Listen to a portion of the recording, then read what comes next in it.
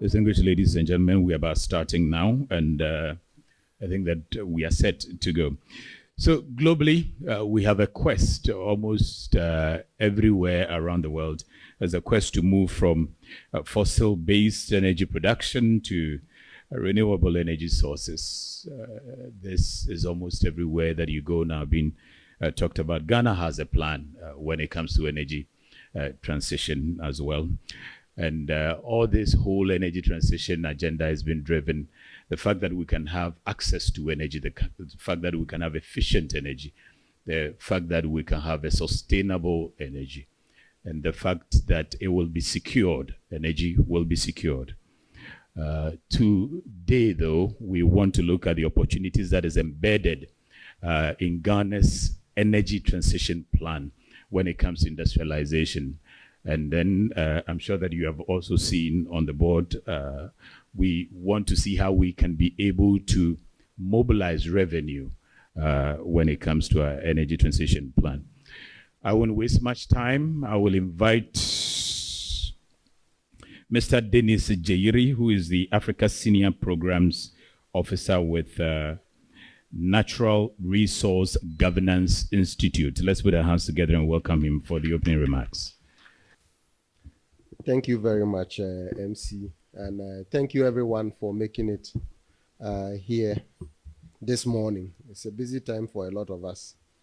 And so I'm here on behalf of the Natural Resource Governance Institute, NRGI, who have been supporting the process for developing the research that has led to this convening.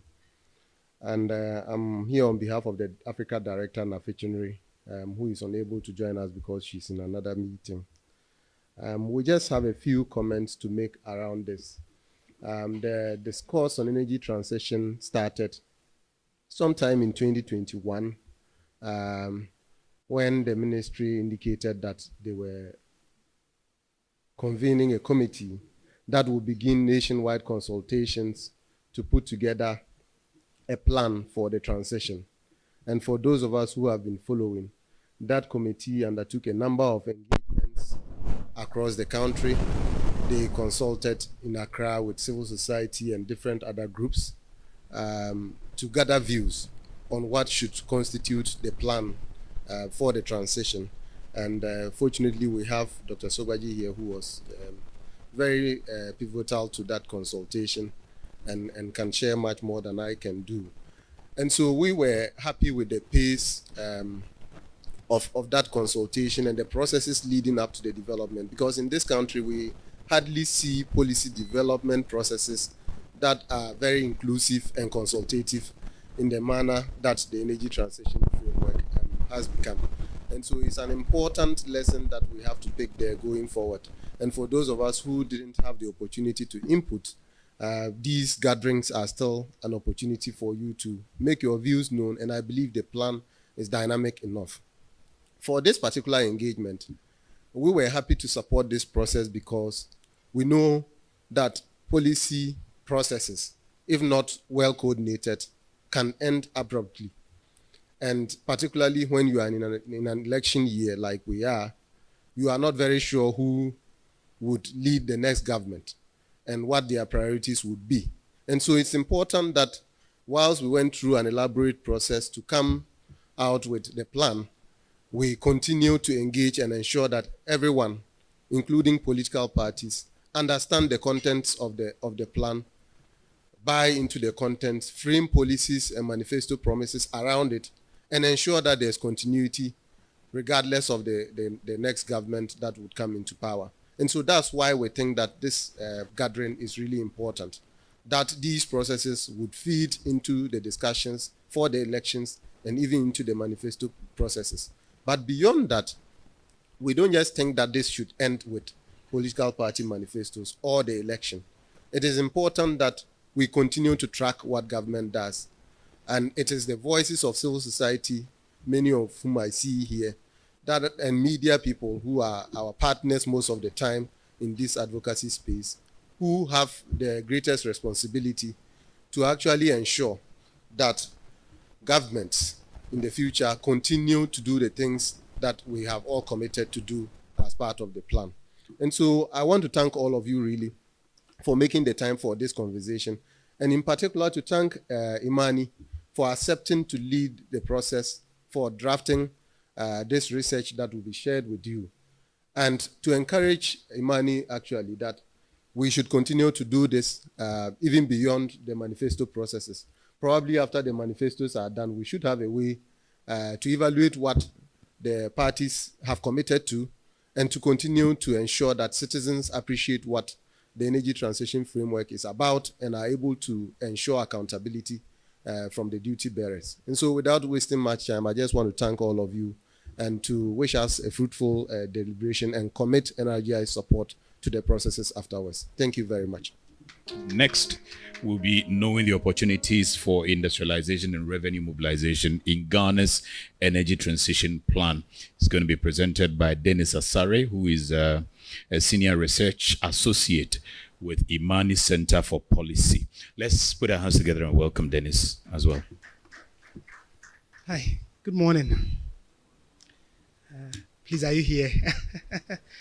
Okay, thank you very much for making time to attend this meeting. And the overarching aim of all that we are trying to do is that we want to shape the narrative of political party manifestos, particularly on the energy transition and energy issues. We understand that we have a very big crisis on our hands. Climate change is posing severe danger to every fabric of our life, be it economy, education, health, social protection. It is affecting every aspect of our life. But what is very important is how a country approaches to address the climate crisis. How you reposition yourself determines how you address or improve your resilience, as well as also build economic growth and sustainable development through climate change. So globally, the agenda is that we don't only enhance our resilience, but we grow through the climate crisis by minimizing its impact and strengthen our ability to curb any damages that extreme weather events bring us.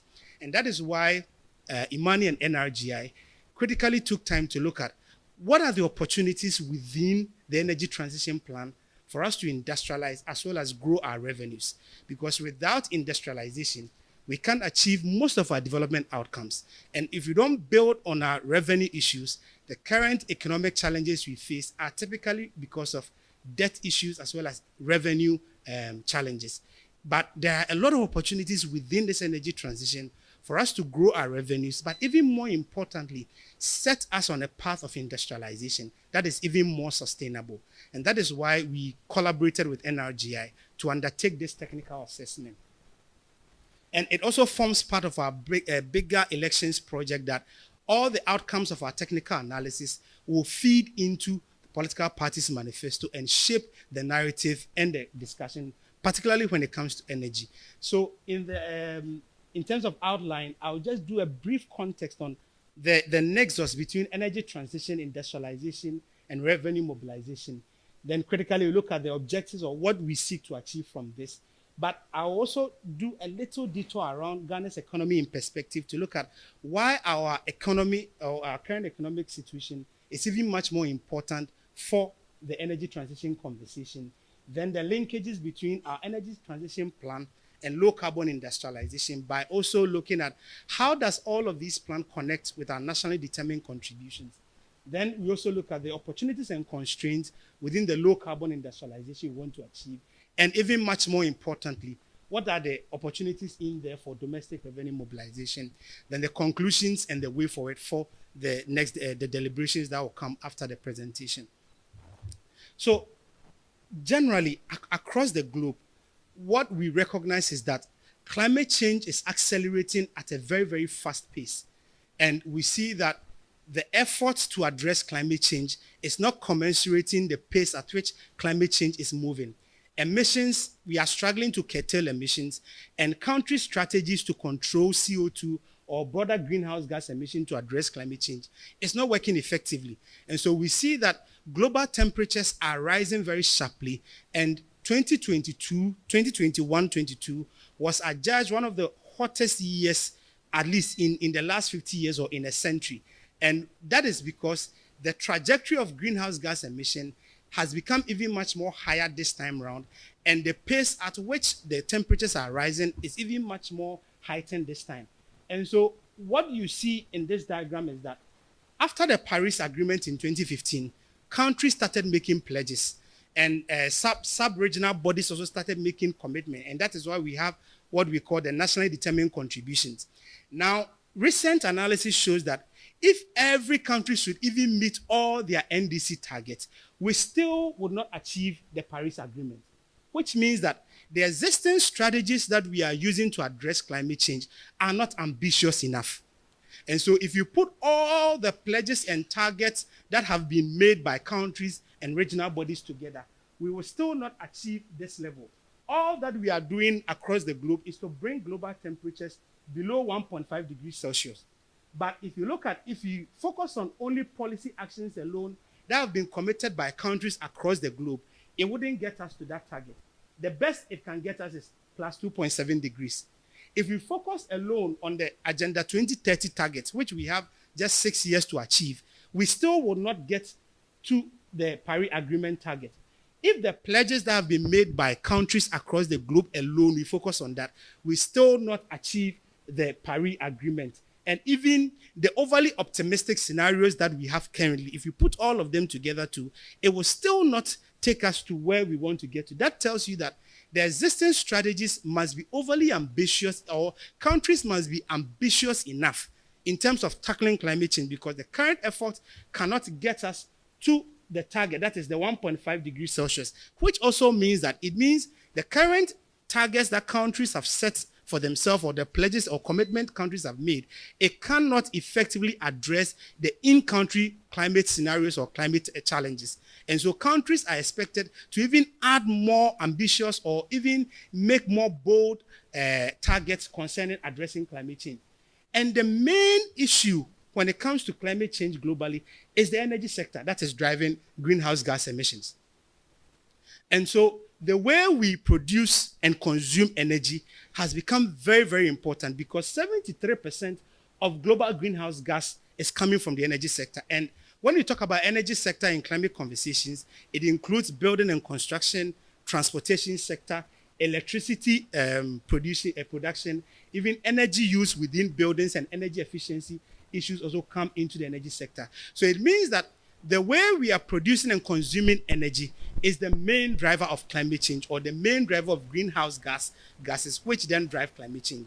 And so if we are able to adopt more sustainable means of producing and consuming energy, then we can start thinking, or we can be on a path of addressing the climate crisis. Because currently, if you look at, even in our Ghanaian case, about 3.6 million of our population are food insecure. If you look at our exposure to floods and the implication on health crisis, there's a bigger, more challenge on our hands, that if you look at the losses to agricultural income alone, the World Bank estimates that the losses to agricultural income due to climate change could reach about $90 million a year by 2030. If you estimate the effect of climate change on agriculture alone, by 2030, we could reach about $90 million. These are losses that can be used to support the agri sector to address the hunger or food insecurity issues there. And the main reason is that the way we are producing and consuming energy, or we are even conducting agricultural activities, are not sustainable enough. And so it has become imperative as a country or as a globe to start considering what are the sustainable means of producing and consuming energy. Because of this background, we have seen a significant decline in the use, or the production and the use, of fossil fuels. And so you see that in terms of these scenarios, you see that all the scenarios for fossil fuel consumption and utilization is declining, because we must address the extent to which we use fossil fuel, or reduce significantly the amount of fossil fuel we use. That's why at COP, the recent COP that we attended, we realized that one of the key objectives that we are looking forward to is setting a target when we will stop using fossil fuel. But what came out of it is that we substantially minimized the production and consumption of fossil fuels, and the scenarios are showing in that direction. But because we need more sustainable means of energy, you see the scenario showing an upward movement for renewables. particularly on electricity consumption. Then there's also the addition of low carbon hydrogen, which will be very, very effective for low carbon industrialization. So the scenarios are pointing to the fact that there is a much more optimism for the use of more sustainable energy resources compared to fossil fuel. That is because we want to minimize the greenhouse gas emissions that is generated mainly through the energy sector, including power generation, transportation, building and construction, and energy efficiency issues. Now, in our context as a country, what we have seen is that because of the relatively sustainable economic growth and expansion in our economy, we have seen a significant rise in our energy consumption. And so between 2010 and 2021, energy consumption has almost doubled from about 5,000 kilotons of oil equivalent to almost 10,000 kilotons of oil equivalent, which means that we are consuming more energy now than before. However, the challenge is that the way we are producing and consuming energy is not sustainable. Currently, a greater proportion of the population still use biomass as a means of cooking fuel. Just about 3 out of 10 Ghanaians use sustainable cooking solutions like LPG. And so it tells you that about 70%, almost 60-70% of our population still rely on biomass as a cooking fuel. In the area of transportation, it is highly fossil fuel based. Oil is the main fuel in the transportation sector. And so when you come to even power generation, where we have recently seen a significant growth in natural gas utilization. But there are a bit of risk also here. If you look at the excessive use of biomass, the risk is that people's exposure to airborne pollution is high, and that creates a health implication. Additionally, the emissions from excessive use of biomass also contribute to greenhouse gas emissions that will accelerate climate change in your country. Another point is that even though we have seen a significant contribution from natural gas, particularly because of domestic production of natural gas, but the risk is that currently there are only 3 producing oil fields. If by 2026 up to 2030, no new fields are added, the production from these sites have started declining. They've actually reached their peak and they've started declining, which means that by 2030, if no new additional fields are brought on board, it means the natural gas that we receive from these producing fields are going to decline. And that will put us into fuel insecurity, which will now affect or even worsen the power crisis. And so even though natural gas is relatively cleaner, there's also a supply risk.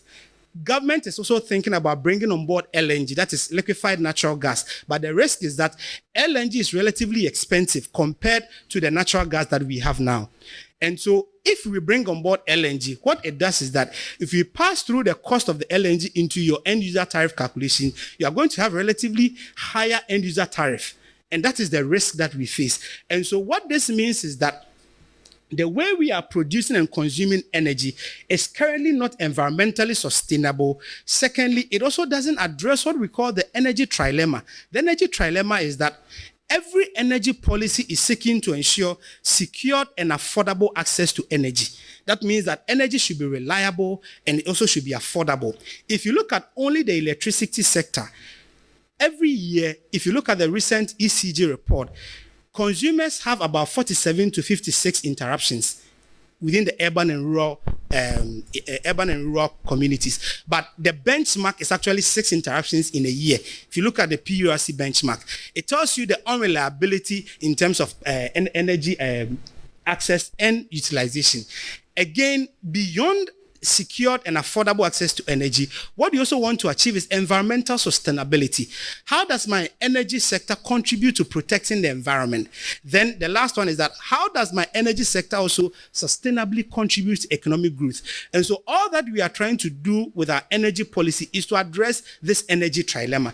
And so the current energy mix that we have do not sustainably help us to achieve or to address these things. And when we talk about energy, we shouldn't only look at it from the perspective of electricity. There's also clean cooking, there's also transportation. That is even a major driver of CO2 emission because of the high utilization of oil.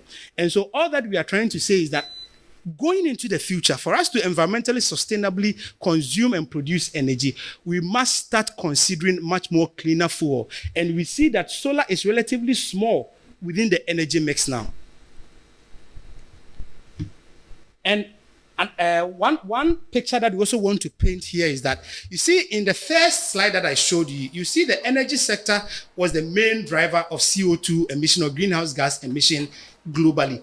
And the same picture is played out even in country, where we see the energy sector as the main contributor to greenhouse gas emission. If you look at only carbon dioxide, which is even the major driver of greenhouse gas emission, the energy sector contributes about 62%.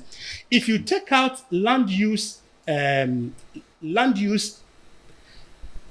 forestry, that is LUCF, land use and forestry. If you take that out, energy sector contributes about 96% of our carbon dioxide emission. And so it tells you how significant the energy sector is to the carbon emissions or climate change conversations in Ghana. And that is why we are saying that the narrative playing around globally, we see the same trend also in country. And so it is time that every policy that we put going into the future, we are much more cognizant or conscious of the fact that how does this address my environmental crisis, reduce greenhouse gas emission, as well as provide a secure and affordable access to energy. But this whole energy transition thing, the idea is that we are shifting or moving the way we produce and consume energy from the fossil fuel based approach to a more greener and environmentally sustainable way. That is the whole idea behind energy transition. But that energy transition in itself does not deliver economic development unless it is linked with industrialization. And so the link between your energy transition and economic development or sustainable economic growth and development is industrialization. Because if you are able to industrialize, what your energy policy does is that your energy policy creates the enabling environment for you to adopt cleaner technologies like solar, like wind, geothermal, all the green or clean technologies. That is what your energy policy seeks to do, so that you're able to adopt these technologies to sustainably produce and consume. And that is what we call the environmentally sustainable growth. And so what we call the low carbon industrialization means that you are able to industrialize, but this time around, your industrialization is not hurting the environment, but rather it is also supporting environmental sustainability. Then in return, once you have a sustainable economic growth, you are able to sustainably finance the energy transition technologies. Again, your industrial policies also create the environment for investors to now bring more capital to invest in the development of clean energy technologies that will then also help you to sustainably use and produce energy. And that is why the link between our energy transition and development is industrialization. If we are unable to produce some of the technologies we need, we cannot sustainably industrialize. And that means that we will affect the environment, and the economic cost of climate change is very high. And across the globe now, when countries are forecasting their fiscal positions, there is a new technology or a new assessment where we are able to even capture climate change in our fiscal forecasting. That is why in the IMF program that we are currently implementing, addressing climate change is also one of the pillars that government must commit to. And so we can achieve all of these aims when we are able to sustainably transition. So the overarching aim of all that we are doing is that we want to examine Ghana's energy transition plan in the context of our low carbon industrialization. What are the opportunities for us to industrialize through this? Because we have established that without industrialization, you can't benefit from the energy transition. Then what are the existing policy and institutional gaps that need to be addressed? And as I showed in this diagram, your energy policy, trade policy, and industrial policy are critical to how you even transition. And so what are the existing gaps, and what are the feasible approaches that we can deepen the linkages to ensure that we transition sustainably and also in a more durable way?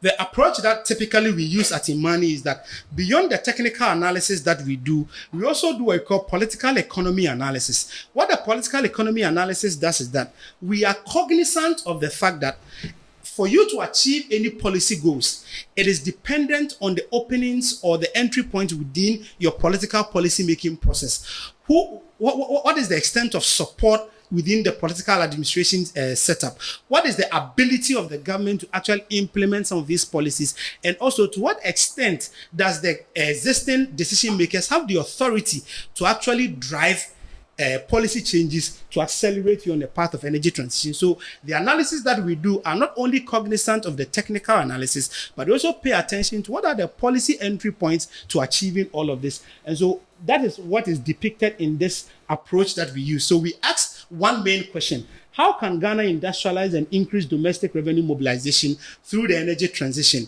And we do a technical analysis of the energy transition itself.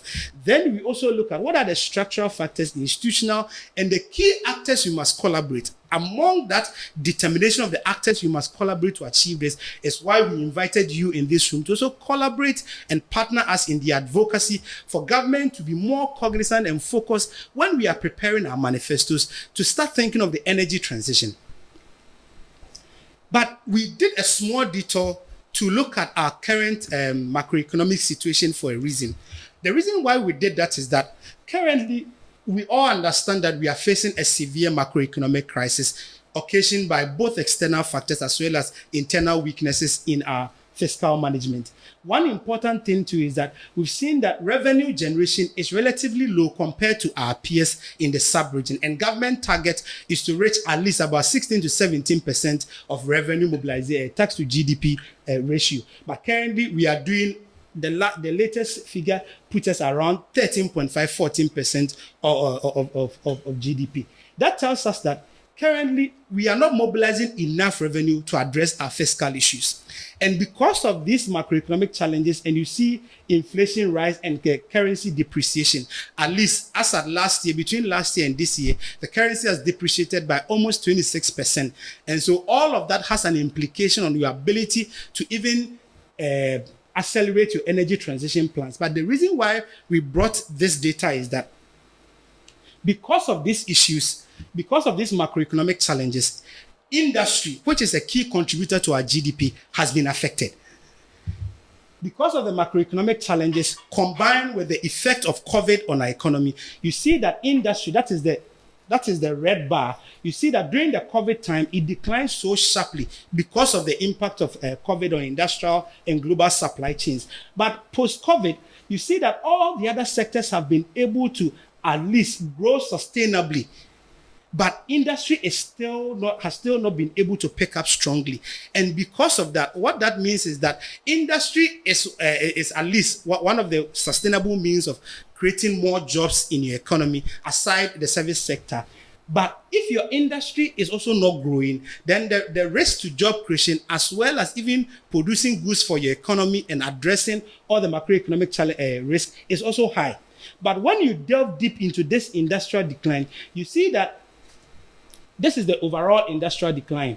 And this blue bar is for mining, and this is our GDP growth. And we see that anytime the mining industry performs relatively poorly, it affects overall industry. And so that's why we brought this figure here, that the energy transition, it is going to create a huge demand of critical minerals in our mining sector. And when that demand, because that demand has been created, there are opportunities for us to use our energy transition by accelerating our search and production of critical minerals. Through that, we can boost the performance of our industrial sector. Because the energy transition, the technologies like solar, wind, geothermal, and all the clean energy technologies, they rely on certain minerals, what we call the critical minerals, like lithium, cobalt, graphite, bauxite, manganese, and all of the critical minerals. They rely on them, which means that they are going to create a demand on your mining industry to produce these minerals so that we can produce the clean energy technologies. I was looking at some data last week, and it says that for 1 megawatt of wind farm or wind turbine, 1 megawatt of wind turbine will need about 16 tons of critical minerals. If it is lithium or it is aluminium or whatever critical minerals that you are using, it will require about 16 tons to produce just 1 megawatt of wind turbine. But if you look at a gas plant, it uses just about 2 tons per megawatt of a gas plant, which means that as we are switching to more cleaner technologies, we are going to need more critical minerals. And these critical minerals, they start from mining before we get to refinery processing and we get the clean energy technologies. So the energy transition alone is going to create at least some sort of investment and development within our mining and quarry sector.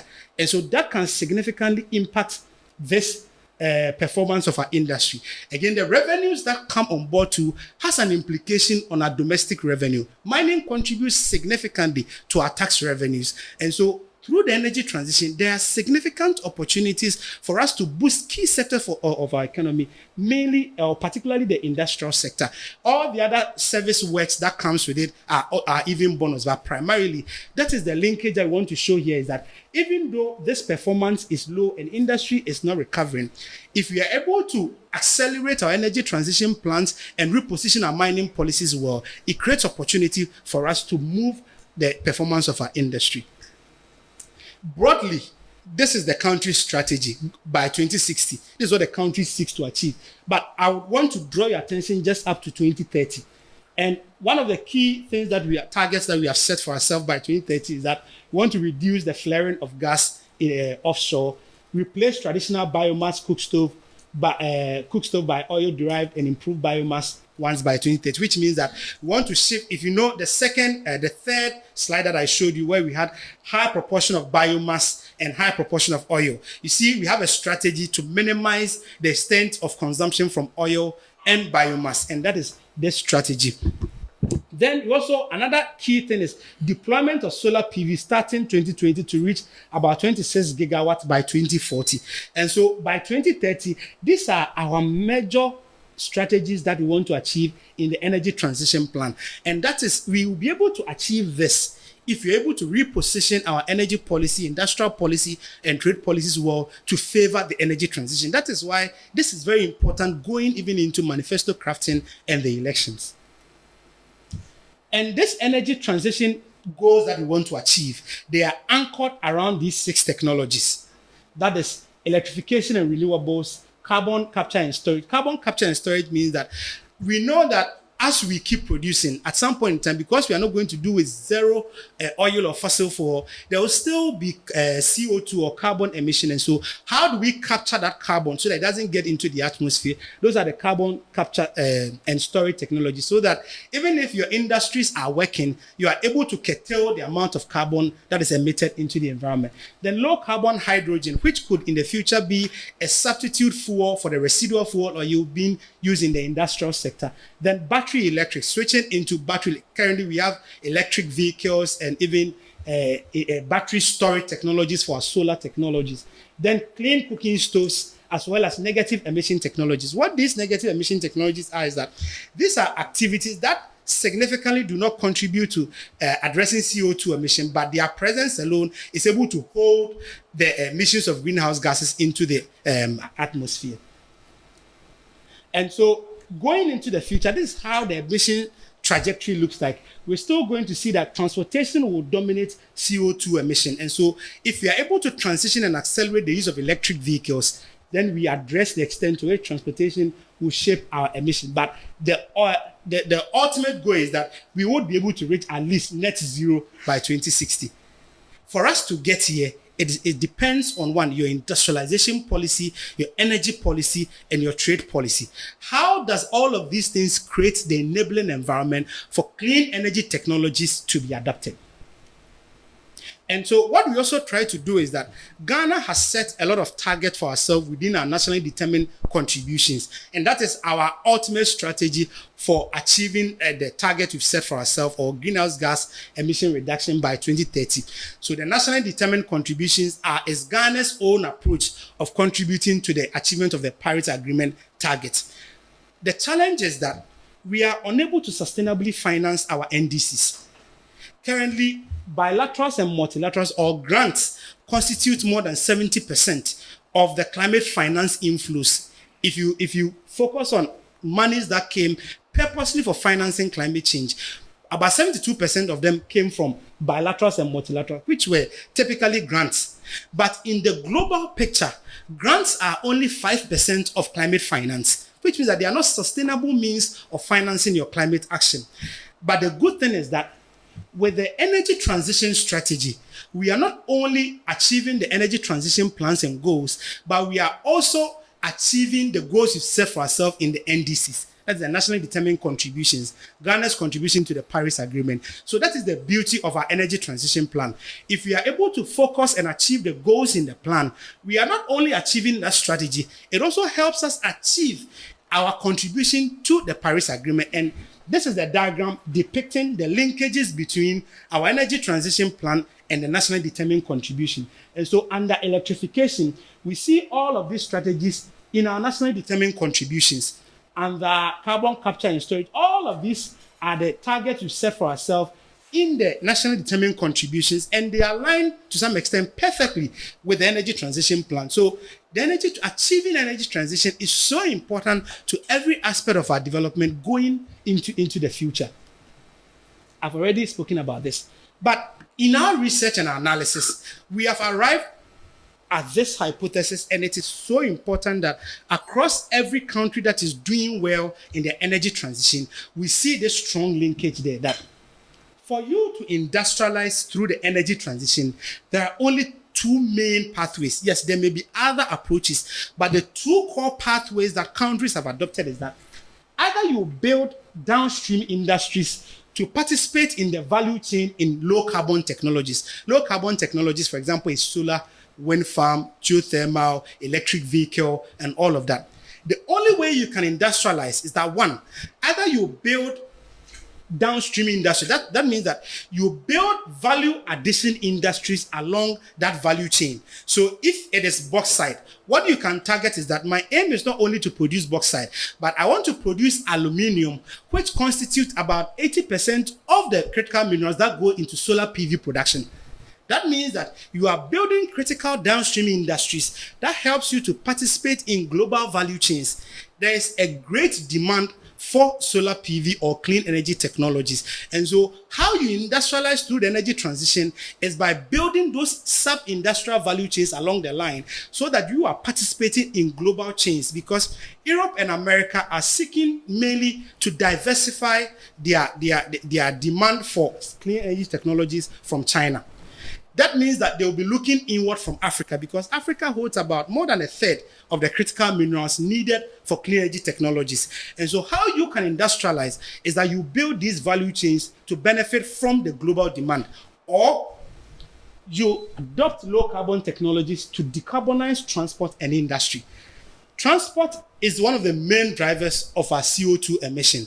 And so what you can do is that it's either you also adopt these low carbon technologies like electric vehicles, solar, battery storage, carbon capture, so that you can build your industrialization very well. So for example, in building our one district, one factory policy, what are we thinking about carbon capture?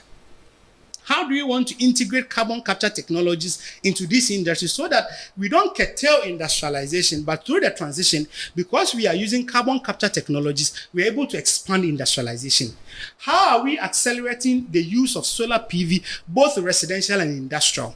How are we bringing on board something like blue and green hydrogen into our industrial fuel mix? So it's either you are adopting clean energy technologies to accelerate your industrialization, or you are actually building the downstream industries so that you participate in the global value chain. That is why today, China is one of the leading players in global value chain when it comes to clean energy technologies, because they have built these downstream industries to participate in those global value chains.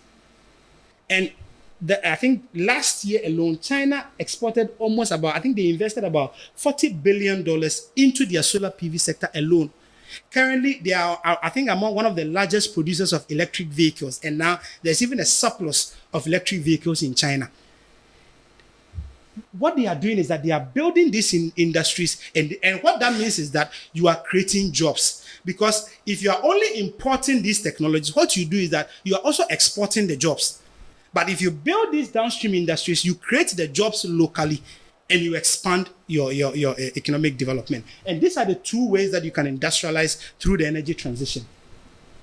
But we try to look at the existing institutional and policy framework, and the risk is that currently, none of our policies and frameworks are cognizant of the energy transition technologies or low carbon industrialization. It means that we are talking more about it, but in terms of real work that will create the enabling environment for people to invest into our low carbon industrialization, much has not been done.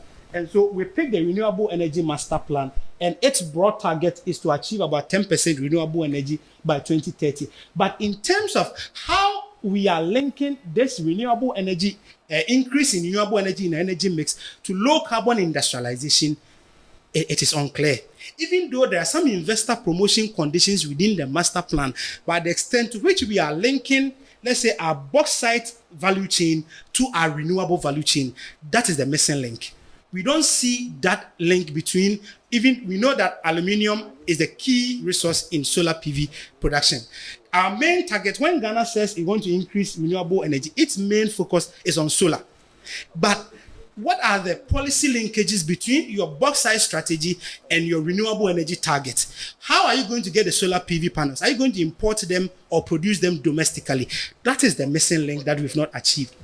Secondly, currently, the industrial policy that we have does not have any mention of low carbon industrialization, because at the time that that policy was even developed, the efforts on, or the campaign on climate change was not that really high. And so in terms of conceptualizing the industrial policy, we were only focused on job creation, productivity enhancement, and economic growth. So our current industrial policies are not cognizant of the energy transition as well as low carbon industrialization.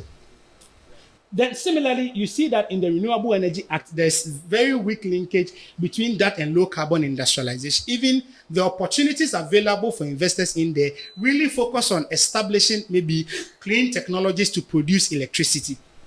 Then in our national climate change policy, we don't see a link between that policy and low carbon industrialization. And the effect is that your policy sets the regulatory or the let me say, the management or the investor framework for capital injection into that sector. And so if your existing policies are not critically focused on low carbon industrialization, you don't send a positive signal of the country's readiness to transition into some of these clean technologies. And so we have a patchwork of several policies, but they have not been aligned to critically focus on low carbon industrialization. And as I initially mentioned, the global energy transition is driving a high demand for critical minerals. And so we look at some of the clean energy technologies, and the darker the should I call it circle or ball? The darker the ball, it tells you how dependent that technology is on that critical minerals. And these are critical minerals that we need to produce the technologies that will help us transition. What I'm trying to show here is that we need these technologies to achieve our energy transition targets. But for you to produce these technologies, you need these minerals. And so you see that solar PV depends highly on copper and aluminum than on zinc, lithium, and cobalt. And you see that wind farms also depend very highly on copper, zinc, and a bit of nickel and RES. Then we have PGMs as well, then cobalt as well.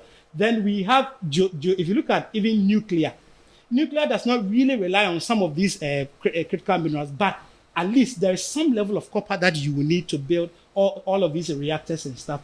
Then we have hydrogen, which also need a bit more of nickel. So what I'm trying to show is that all of these technologies that we need to drive our energy transition, they depend so much on these critical minerals. And the advantage is that we have, before even we get to the advantage, is that because the global energy transition relies on these minerals, you see across the globe, countries are developing strategies to get these minerals. And so we try to map some of the existing strategies countries are implementing. And you see that if you look at even the Inflation Reduction Act alone, it makes a lot of provisions to support the adoption of these clean energy technologies. At least in Europe, there is a Green Deal industrialization plan, as I already mentioned. How are your industrial policies aligned even to the energy transition? Then we also see some countries even have a Critical Mineral Act, noting that they have a law in place that is seeking to accelerate how much of these critical minerals that they can get to produce these clean energy technologies. Then even in Canada, we see that recently they have what we call the critical mineral strategy. So it tells you that countries are thinking ahead of how to get these critical minerals to produce these technologies, or how to find partners that can produce these technologies for them to import them. But the beauty here is that most of the European and American countries are seeking to diversify their supply chains. Most of them rely now on China, and they are seeking to diversify their supply sources. And most of them are looking inside Africa. And so it's a great opportunity for us to leverage our critical minerals to build downstream industries. And the advantage I was going to talk about is that for most of these critical minerals, Ghana we have them, and we have discovered commercial volumes of most of these critical minerals. We have bauxite. Currently, we produce, I think, we have about 900 million tons of proven reserves, but we are doing 1 million tons annual production because we have only one active site. And we seek to bring on 3 additional sites. There's also manganese. We also have lithium now that we are about to get into commercial production. Then there's also graphite. All of these minerals, you see, some of them are here. And so we have the critical minerals. Even more importantly is that in terms of solar PV production, 80% of the minerals that go into solar PV production comes from bauxite, because aluminum is one of the key metal that goes into solar PV production. And the key mineral for producing aluminum is bauxite. If you look at the electric vehicle value chain, lithium is currently the main battery that is being used in the electric vehicle value chain. And so there's an opportunity for us. So we try to look at what are the existing strategies look like. Where are we as a country when it comes to these critical minerals? So we chanced on an existing master plan by GEADEC. So this is the picture of how we want to use our bauxite, at least. That is the master plan we have now. So the objective is to bring on these 3 new sites in addition to Awaso. Now, when all these 4 sites are in active production, if there are investment for them, we should be producing about 20 million tons per annum. Out of that, 10 million will be exported. 10 million metric tons per annum will be exported to Europe, and about 80% of Ghana's aluminium actually rests in Europe. And so most of our trading partners when it comes to bauxite and others are in Europe and other partners. But the remaining 10 million, we are looking at domestic industrialization. And when you look at domestic industrialization, we are looking at it through VALCO and building a refinery even before we go into VALCO, like building one refinery. What happens is that the bauxite we produce, we don't refine them here. So we export them. When it is refined, then we import the alumina. Then we use the alumina to produce aluminium. So we want to build at least 2 refinery plants that will process this 10 million metric tons. And out of that, 4 million out of that processed from the 10 million will also be exported. Then the remainder also comes in to support VALCO and a new smelter in addition to VALCO. Then that will also, much of the output that is aluminium will be exported. Then out of that, there's about 0.4 that may come also to support domestic industry like the roofing sheet industry and other industries that rely on aluminium. Our challenge with this master plan is that it does not take there's not imagination that have been built into low carbon industrialization or the energy transition technologies. We don't see that strategy that given our aluminium industry or our aluminium master plan, we are looking at using this aluminium master plan to build solar PV production industrial value chains. We don't see that linkage. It is more export oriented than building domestic downstream industries. But in other countries that even have bauxite or that are refining bauxite, the end chain of the bauxite is not just the alumina, but the aluminium goes into building other industries like solar PV, welding and fabrication. Currently, at least by 2025, aluminium will be, I think, about 25% of the metals that go into producing EV cars, the electric vehicle cars, the body parts. Aluminium will be about 25% of the metals that go into it. But if you look at our master plan, it is purely export oriented. Even if you're able to achieve this, it's purely export oriented. It does not have any thinking about clean energy technologies.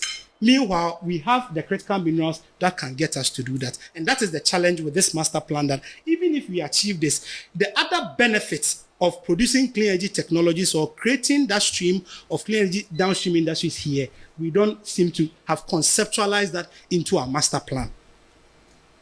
And another point is that there is this carbon border adjustment mechanism being implemented by Europe. So it is an upcoming policy. What Europe seeks to charge is that any goods that are imported or exported out of this, there will be a threshold of how much or carbon emission or CO2 emission that you must meet. The idea, the aim is to reduce CO2 emission. And so now they are forcing industrial companies to now cut back on their CO2 emission and use even much more cleaner solutions. And what they are doing is that any exports that come into Europe, there's a threshold that you must meet. About in terms of even aluminium, their target that they have set is that out of producing that, per every ton of aluminium that you are exporting, the carbon emission out of that should not exceed 10.49 tons of CO2. It means that the goods that are coming into Europe now, they are setting specific carbon thresholds on them, and that's what we call the carbon adjustment mechanism. If you go beyond that, there are charges that you are going to pay. That's what we call carbon taxes or carbon pricing. And you are going to pay, and it will be revenue to them to now invest in their clean energy solutions. And so what Europe has started doing is that this is the target that they have set. But currently, the last check that we did, Ghana's emission per ton of aluminium production exceeds this target by about 30%. It exceeds this target by about 30%. And so that means that if this, and 80% of our aluminium, we produce bauxite, we export the raw bauxite, then we import alumina, then we use the alumina to produce aluminium. When we produce the aluminium, about 80% of them end up in Europe as well. And so if this is our trade policy, how are our current trade policies being conceptualized around some of these things? Now, the advantage in this is that we can now start investing in much more cleaner solutions at VALCO. Maybe we can start thinking about how can VALCO start adopt carbon capture technologies? What are some of the processes in VALCO that can be addressed or that can be retrofitted to include more cleaner solutions so that we can meet this target? When you come to lithium, what I'm trying to show here in this chart is that there is a huge demand for lithium because currently it is one of the most efficient battery storage critical minerals. And so you see that these are technologies, and this is their level of demand of the critical minerals. When you see under lithium, there's a huge demand for lithium by electric vehicle manufacturers. And so the current lithium that we are about to produce, what is the end game linkages with this value chains? That is what we say that should go into the thinking of the manifestos. We shouldn't just think about maybe producing the concentrate, the byproduct can be used for feldspar and others can go into the ceramics. The bigger picture is through these clean energy technologies. There is relatively low amount when it comes to other technologies, but the main use of lithium will be with the electric vehicle industry as well as storage batteries.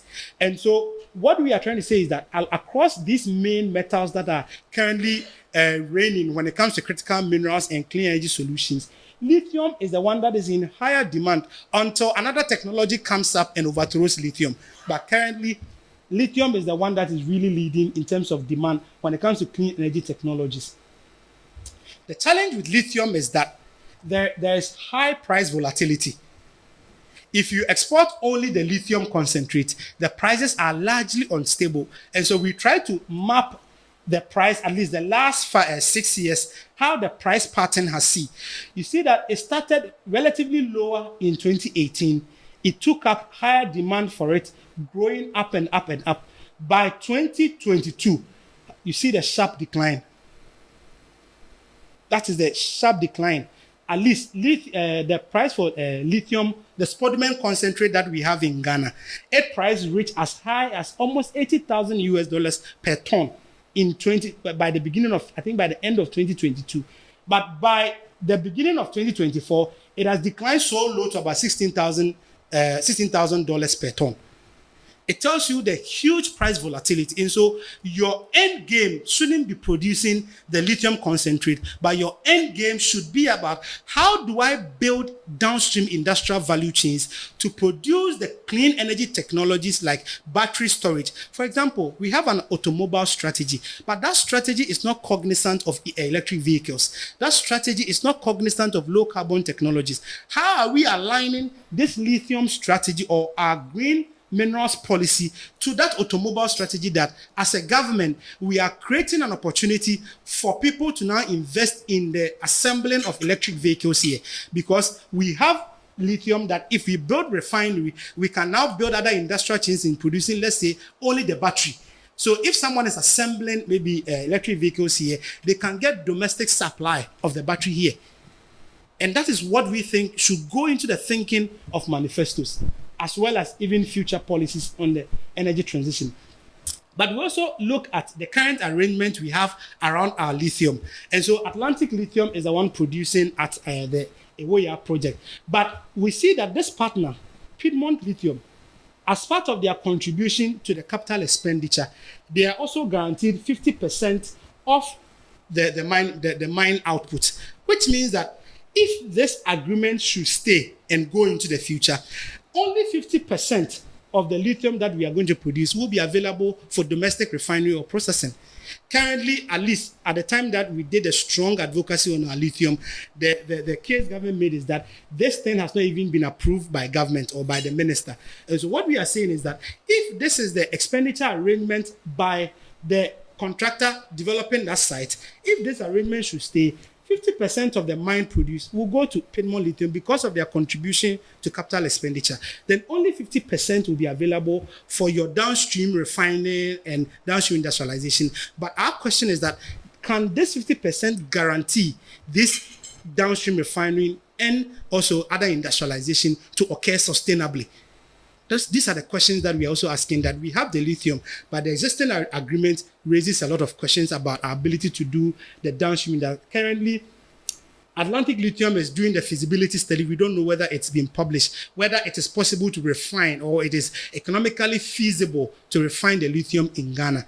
If the feasibility studies is out and this agreement should stay, it means that only 50% will then be available for refining, unless this also change. And this is picked from their website, and it is still there as at now as the arrangement for the lithium. Now we come to the revenue opportunities. The revenue opportunities in there is that we try to look at the value chain to depict the revenues available. That if you pick only the mining, if you take lithium alone, this is how the value chain looks like. And by 2030, the lithium battery, and this is only the battery value chain, the lithium battery value chain would generate about $400 billion of revenue, just the battery value chain.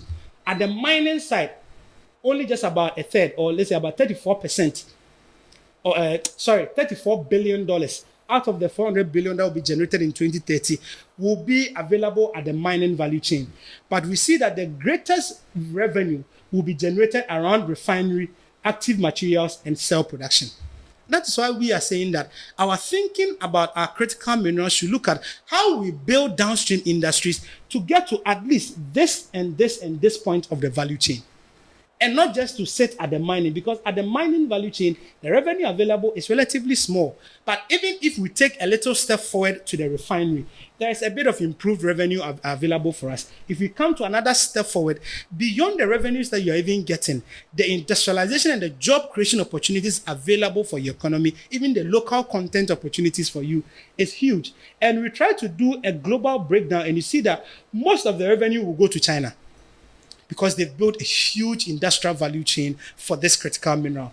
Then the rest will go to Europe and the United States. So the rest of the world is actually battling around this little revenue. And so how proactive you are as a government determines how much revenue you'll be able to even make within this value chain. Because other countries are thinking, and the map that I showed, the strategies other countries are developing, they are very advanced on these strategies. So we have to reposition ourselves very well. So we try to do a little map or depiction of how some of the revenue, potential revenues that we can get if in the lithium case. Already in the mining value chain, these revenues are guaranteed for us. These revenues are guaranteed. But by virtue of moving just into refinery, these revenues also become available. And in our thinking, we believe that if you do our estimation, some of these revenue items too will also play out again here in your active when you get to the next stage. So there are a lot of revenue generation opportunities along the chain. We look at this only because it is the current level of thinking in terms of government policy. We are targeting refinery. But when we look at it, these are at least potential revenues that can come in addition to this that you are earning. So there are opportunities for us. But the greatest opportunity is when we build the downstream industries that produces the clean energy technologies that will create the jobs, will support domestic supply chains, and also support our economic growth. Now we look at the bauxite value chain too, the opportunities in them.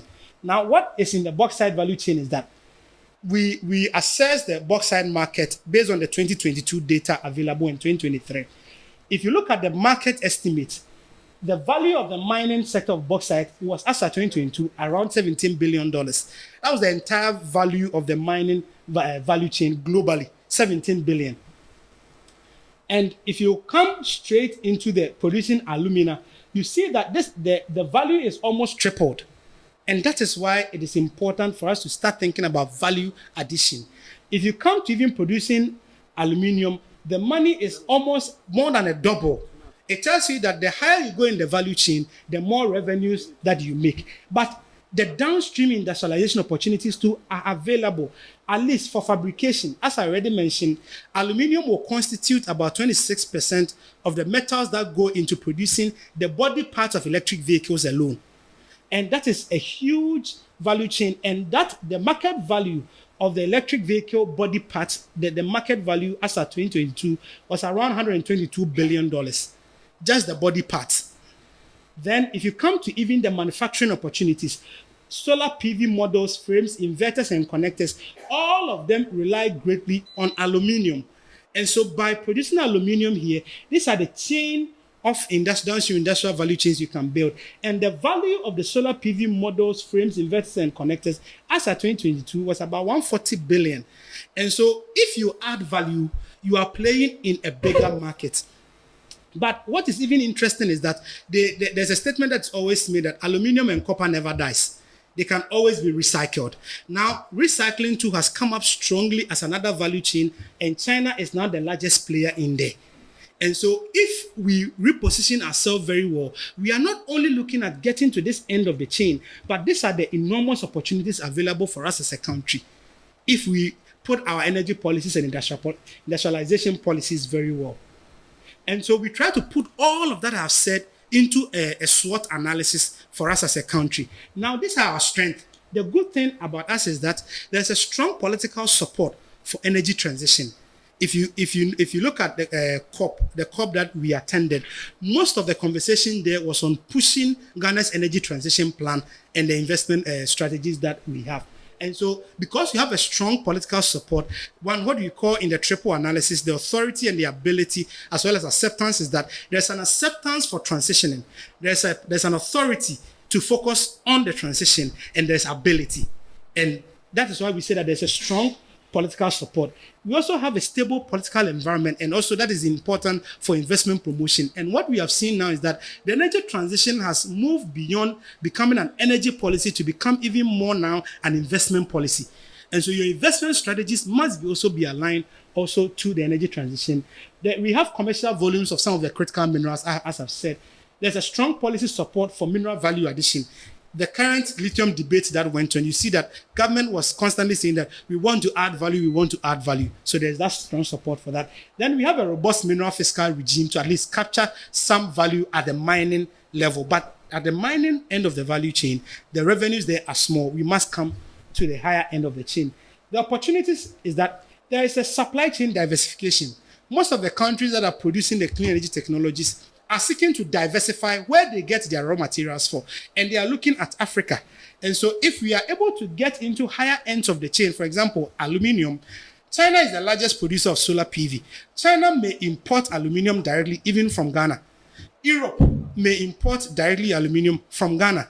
And so what we are saying is that Ghana must reposition itself in the global value chain. and benefit from the opportunities in there. There's also the geopolitics in there, and the geopolitics will go to the benefit of Africa. Some countries like DR Congo that have huge amounts of cobalt, Zimbabwe that have huge volumes of lithium. If they reposition their policies well, this thing will go to their advantage. Then there's ambitious climate action targets. The first slide I show you, you saw ambitious climate targets. Now, in the upcoming COP, that is going to be COP 28 or 29, COP 29. In COP 29, they are expecting extremely even more ambitious strategies. And the more countries set ambitious targets and policies, the greater the demand it creates for clean energy technologies, and the greater the demand it creates for the critical minerals. But the weakness in our system is that there's a weak infrastructure development to even connect these mining sectors to the industrial value chains. And that's one of the main challenges in the bauxite industry.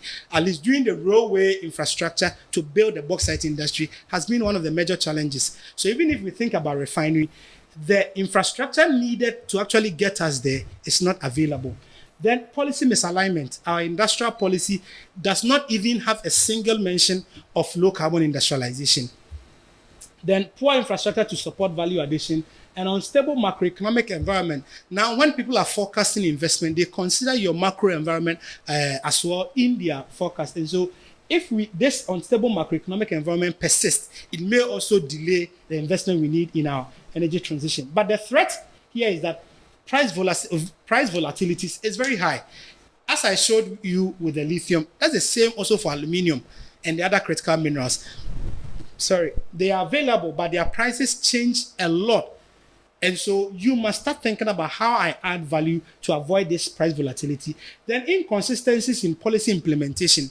The current energy transition plan we have, it is not embedded in law. It is only a strategy.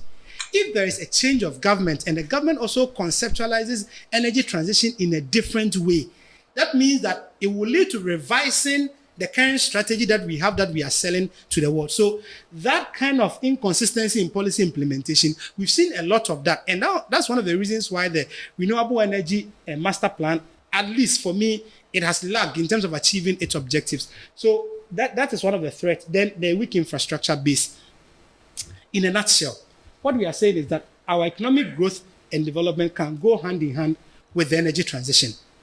Two, Ghana is endowed with the critical minerals we need, but we need the right policies to convert them into opportunities. And we must, most importantly, prioritize value addition before we can create a downstream industrialization. And so the 5 key recommendations that we make to political parties all the time when we engage them is that we must develop and implement a green industrial strategy. What it does is that it kind of builds low carbon industrialization in your broader industrial policy. Then we must enhance the infrastructure development so that we can convert these critical minerals into the opportunities that are available. And we must develop a targeted policy to support specific clean energy technologies. If we are targeting solar PV adoption, let's create the enabling environment for its production and even adoption. Then let's align the green minerals policy. We are told this is there, but it is not yet public. But even if it is there, the green mineral policy should not only focus on how we can mine critical minerals, but how those critical minerals are converted to downstream in industrial value chains to produce clean energy technologies. But above all, we also must deepen research, innovation, and development in the manufacturing of clean energy technologies. As these technologies are coming, they come with special skills. It means that we must enhance the human capacities we have so that we can convert all of these opportunities into stronger economic growth and industrial development for us. So thank you very much. I know I've spoken a lot. I know, Pa. So thank you very much for paying attention and listening to me. Thank you. He mentioned the fact that the essence of this is to see how best we all collaborate. I talked about strengths, and he was emphatic about the fact that at the moment there's a strong political support Also the fact that there's a stable political environment, there's a commercial volumes of critical minerals, and some of the minerals that we've talked about earlier, lithium, we're all talking about them.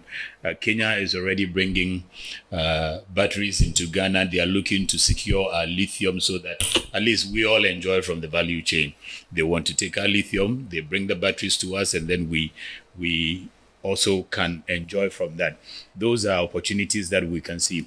Some of the opportunities are the fact that the market is there. If you're able to if we have the resources and we're able to utilize the environment well and take advantage of the bigger continental market, we should be able to position ourselves well for some of these opportunities. Threats, he mentioned the fact that we have weak infrastructure base, and he was quite elaborate on that side as well. Policy misalignment is one of the weaknesses that he highlighted. If some of us, you spotted something that you think that needs proper emphasis, or you think that needs further explanations, you have a question for IMANI and the entire team that put together this one, please, let's get it, let's understand it so that we can all push for this particular advocacy that we are seeking your collaboration in. If you are ready, you just raise your hand and I'll call you. Yes. Yeah, my name is Stephen Owusu from the Ministry of Energy, Ghana. My question, maybe to start off, is the analysis you did with respect to our lithium discovery. You talked about we getting only 50%. But my question is, have you done any further analysis to determine the maximum that we can retain here, considering or being mindful of the fact that we don't have the resources and the technology ourselves to, if you like, develop this facility by ourselves? I mean, I'm interested in any further analysis that has been done to say that we can retain, say, 70%, 60%, 80%, but unfortunately we are going to get just 50%. Is there anything like that you have considered? Thank you. Okay, can I take about two more before Denise will respond to that? So I just want to make a general contribution.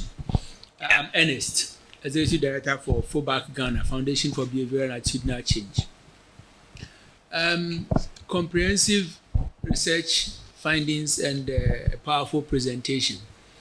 But then my apprehension, and which Dennis had made reference to a number of times in the presentation, is that much as we have all these great ideas as to how to get the energy transition plan through, and of course to overcome the challenges that we foresee and ultimately to achieve sustainable development. I was happy you made reference to, political party manifestos taking this, buying into this and all that. But given that this is something that is not short term, it is what is going to save us for a very long term, because climate change is here with us. Situations are getting even worse. The political economy you made reference to, and which we are experiencing, and now economies that are challenged, on various fronts. How do we, beyond the party manifestos, let's say party A is in today, tomorrow party B is in, I think we've got to take some very concrete steps in ensuring that, irrespective of who is in power, this thing doesn't get to the back burner. It stays very much alive and is pushed by each government that comes. And that takes my mind to the the NDPC 40-year plan. I mean, we all know what has happened to it. It's become like, it's gone moribund. And so how do we, for this one, how do we ensure that something like that, and that is where then we've got to think of a very broad spectrum of stakeholders, parliament, virtually everybody. Galamsey, we've seen the havoc that it is done to us. And so all the players that matter, this great job that has been done has to be cascaded down, even to, the ordinary man. So maybe the language is broken down depending on which level you are dealing with. And that for me is my apprehension. How do we achieve that? Because certainly all the brilliant ideas are in this document, this research findings and the recommendations. But the execution. Yeah. So essentially how to nationalize this beyond the political parties. We don't drop the ball. All right. Yeah. Okay. Any other? Yeah. My name is Ernest Mensebram from Center for Climate Change Law and Policy, UPSA.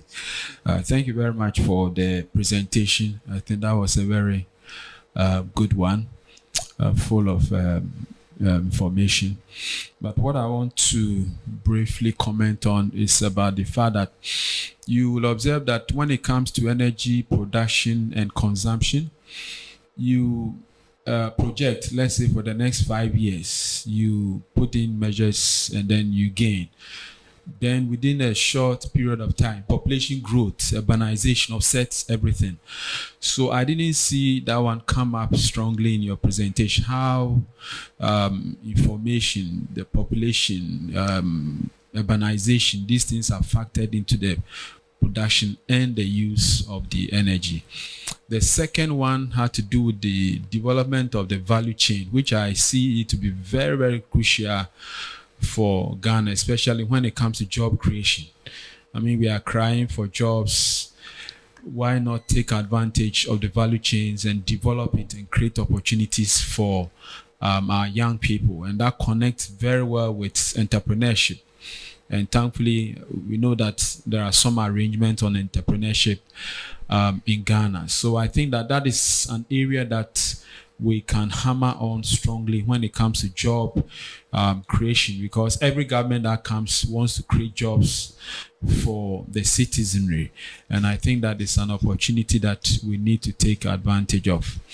The third one has to do with investment into research and development. I think down here in Africa, I think the mindset is that some people should invest in research, innovation and development, bring the technology to us to adopt. Why not us also invest some resources in R&D and innovation so that we also leverage on it and we can also, patent and then we make money out of it. So these are my brief comments for now. Thank you. Thank you. I intended to take two more before Denise comes in, but I think because you loaded yours, I'll keep it in. I think you have to. Okay. Thank you. Robert Sogaji from the Ministry of Energy.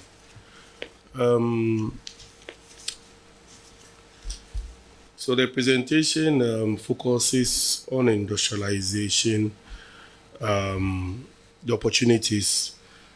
But first, we also have to look at the energy security and energy resilience to see whether these industries that we are proposing will have the required clean energy source. And I see the focus is basically on solar and how solar is going to be the energy source for industrialization is still a mystery, because we all know that we still need the conventional energy. And so we are failing to put some weight behind clean conventional energies. And I didn't even hear the mention of nuclear energy, which is a clean energy source that most developed countries are using. And if you look at the energy transition globally, without nuclear, we can't transition to net zero. So we need to look at energy resilience. When we look at hydrogen, currently, yes, hydrogen is taking up pace. What role is it playing in our economy? Sometimes, in trying to look at take the footsteps of Europe, some of the policies do not sit well within our policies, and we will end up becoming a farm or a net exporter or exporter of products or feeding their markets. Because for lithium price to just plummet down, I am much of concern whether not to weaken the Chinese market or the African market, because most of the lithium is deposited here and the economic giants don't want us to cash in. So some of these indicators should really raise eyebrows on how we also treat our critical minerals. And it's true, we need to reprocess them, but then we need to get the right energy balance. If you take this energy transition documents of Ghana, it is a generic document where other institutions should also develop other policies out of it. So you take the Ministry of Transport, out of it, they develop the EV policy. So sometimes I think maybe we quickly, I don't know whether we are jumping the gun because the policies just came in and other agencies have to take time to develop and come out with their policies linked with the main national policy before we may say that the industrial policy does not contain energy transition. Maybe they are not in there yet. It is maybe being underdeveloped. The old one exists. So I'm giving the agencies time that, okay, this document is in. Let them develop their energy transition policies out of the main mother document, and then we can now see where we are going. Thank you. Thank you very much. Dennis, before you come in, let me say this. If I don't do that, maybe NDPC will not forgive me. The fact that you mentioned that the 40-year development plan is almost gone moribund. I would say that they have been consistent these days in emphasizing that they went reviewing the 40-year development plan and now have the more or less what they call the centenary sort of perspective plan, which is bigger, up to 2057 when Ghana turns 100 years. So that is something they are developing. They are sensitizing. I know that somewhere from May 1st, they are starting a program on Ghana television that will be highlighting all these areas.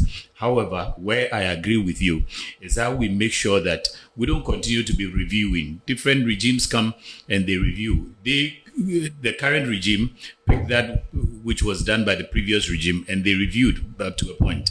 How do we legislate that national agenda so that some of these things can become a national focus rather than regime-based, sort of thing? Thank you very much for the questions, and I agree entirely with most of the comments that have been made. And let me take it last from the institutional issues that the gentleman mentioned, then I'll come to the refinery question. I think what we are actually pushing for is that we are actually running out of time. If you look at the target we've set for ourselves by 2030, we have just about 6 years to get there. If we are to drive investment, for example, the energy transition plan needs about $500 to $550 billion to actually get it through by 2050. If this is our strategy, by way of policy, what are the works that we are doing to now create that room in policy? So if after producing this document, about a year getting to 2 years, there's still currently no work that we are seeing around developing an industrial policy that connects to this.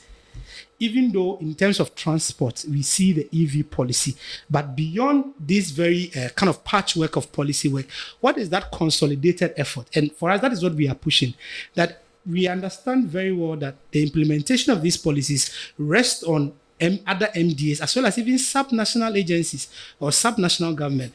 But what is the effort that is being driven from those agencies? And a typical example is the automobile assembling policy. It is pretty new. And at least policies go under reform and all of that. But if you take that policy alone, in terms of automobile policy and all of that, we felt the imagination and the thinking that should start considering some of these things like electric vehicle, given that before even the automobile policy was developed, there was an EV plan. And so what went into developing that automobile policy, that did not conceptualize or integrate the EV plan into it. And those are the institutional gap and linkages that we are trying to point to, that these are the gaps. If we don't coordinate and build a coherent policy, every ministry and industry will be doing very, very different things. And that is the problem with the nationally determined contributions. Every ministry is doing their own thing. And so climate reporting is even a problem. Some ministries are undertaking climate projects, but the financing, Ministry of Finance cannot even track it. And so those gaps, but if you have a coherent policy that you are managing effectively, you know that this ministry or department is responsible for this. There's this financing flowing in for this particular work.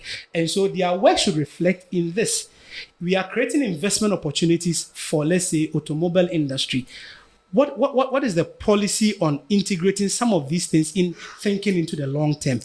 So those are the policy imaginations we think that the ministry should be up and doing. If there's an energy transition plan and a rest, or let's say the Ministry of Trade and Industry to revise our trade and industry policy, I think that if we want to achieve any target by 2030, and by now we don't see any holistic effort that connects to this, it creates that gap. And if I'm an investor and I'm sitting from afar, I look at what is available to assess your readiness. Other countries like Canada and other European countries, some of their policies on EV and even wind farm and solar are as early as 2020. But they have been very quick to develop strategies that are connected to those plans. Some even have critical mineral acts. And so it tells us on our path that if we really want to benefit from the opportunities in those value chains, then it is dependent on us to be ready and work effectively. But we know that the wheels of political policy making, it grinds slowly, but we know we will get there. Then the second point of other conventional energy sources, I agree perfectly with you that nuclear and other solutions are part of the resilience, energy resilience to feed this industry. At least some arguments have been made about even the energy available to power bauxite refinery. Have we conceptualized all of that? And so we believe that in our broader thinking, these are some of the things that go into. So I accept that comment that we should raise some questions on energy resilience to feed the industrialization. And I've noted that very well.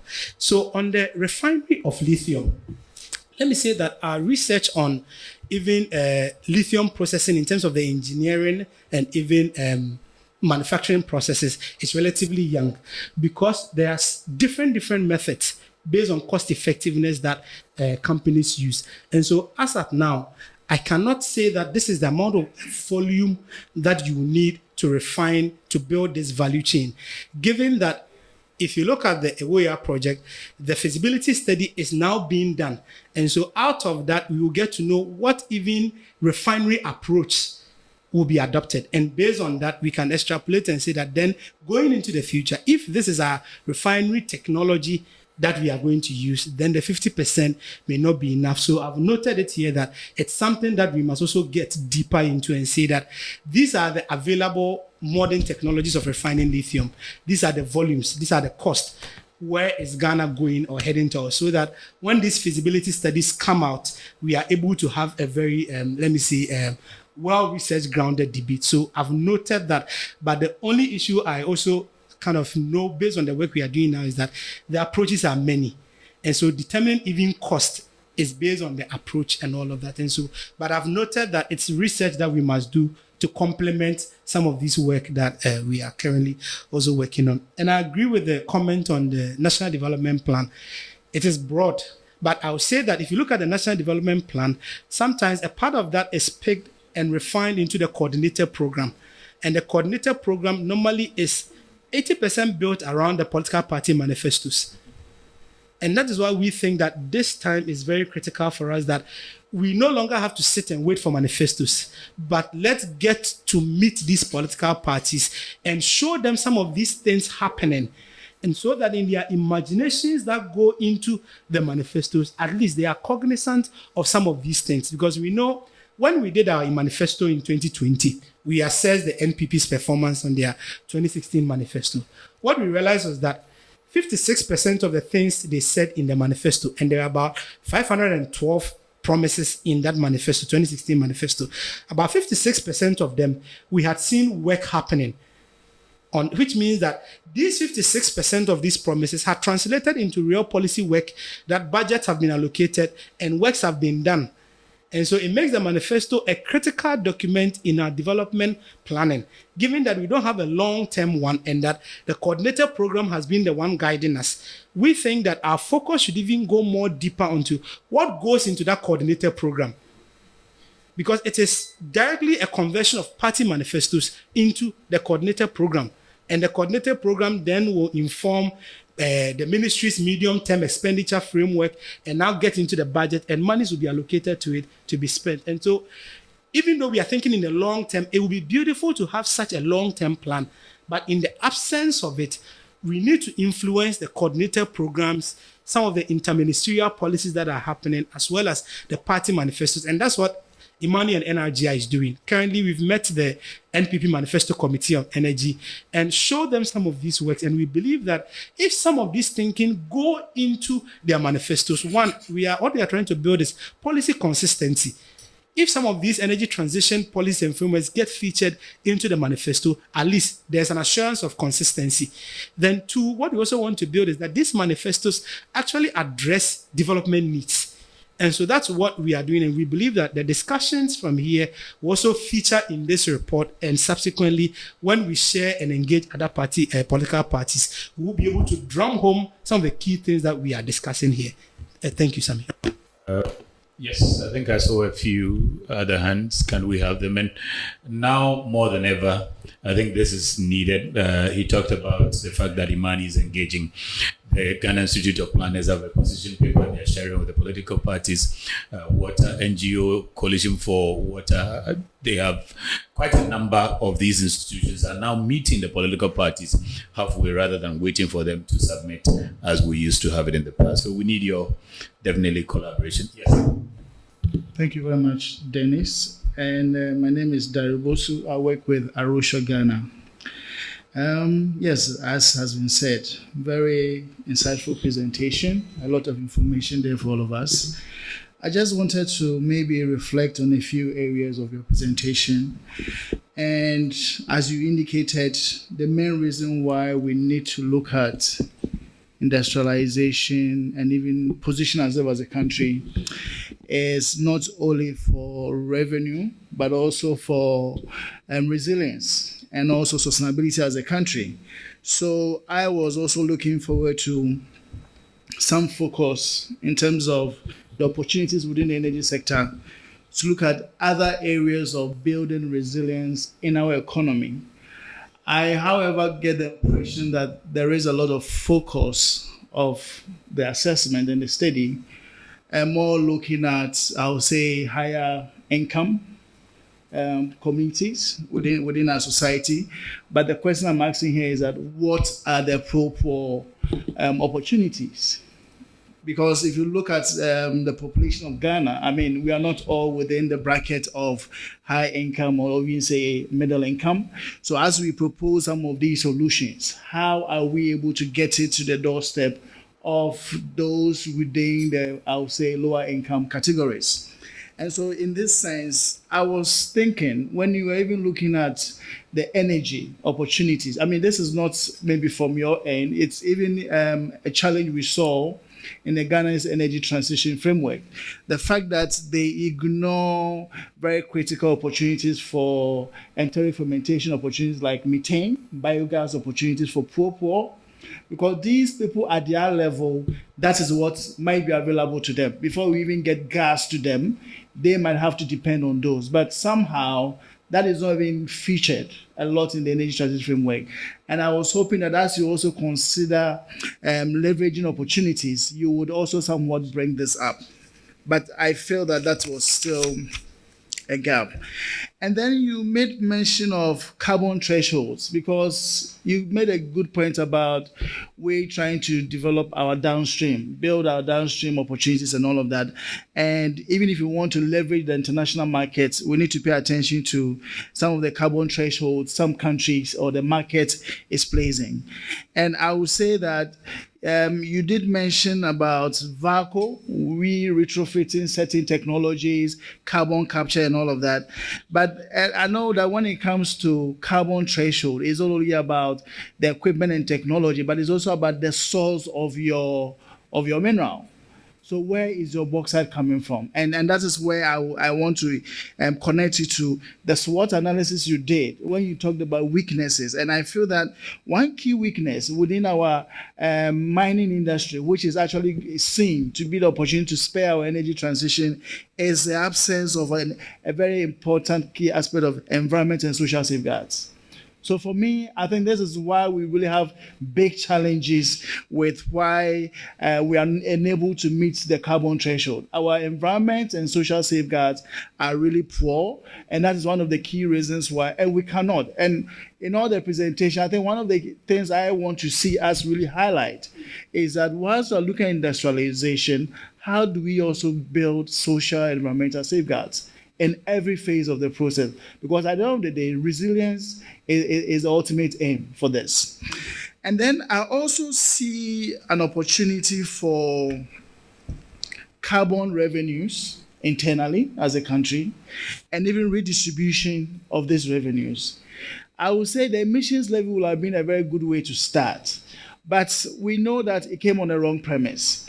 And when you are talking about opportunities, leveraging revenue, this can be an internal solution, but we really need to look at it.